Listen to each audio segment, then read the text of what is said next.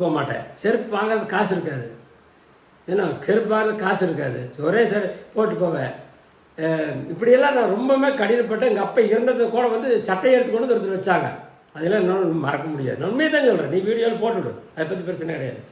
என்ன மாதிரி உழைக்கிறவங்களுக்கு உண்டான உழைங்க, நீங்களும் உழைங்க. உழைச்சா தான் முன்னுக்கு வர முடியும், உழைக்காத யாருனாலே முன்னுக்கு வர முடியாது. நான் சின்னத்தில் வந்து நிறைய ஓனர் வந்து நிறைய பணம் வச்சுருப்பார் பாக்கெட்டில். நாம் எப்படா இப்படி பாக்கெட்டில் ஒரு 10 ரூபா 20 ரூபாயை வச்சுருப்பேன். எத்தனையோ நாள் கனவு கண்டுருக்கிறேன். இன்றைக்கி நான் வச்சுருக்கிறேன், பணம் வச்சுருக்கிறேன். இன்றைக்கி ஒரு 500 ரூபாய் 1000 ரூபாய் பாக்கெட்டில் பணம் வச்சுட்டா தான் இருப்பேன். உண்மை அதுதான். கல்யாணம் போச்சோ எனக்கு உண்மை வாழ்க்கை திரும்பிடுச்சு. கல்யாணம் போச்சில் அது ஒரு நேரங்காலம் நல்லா இருந்துச்சு, ரொம்ப நல்லா இருந்துச்சு.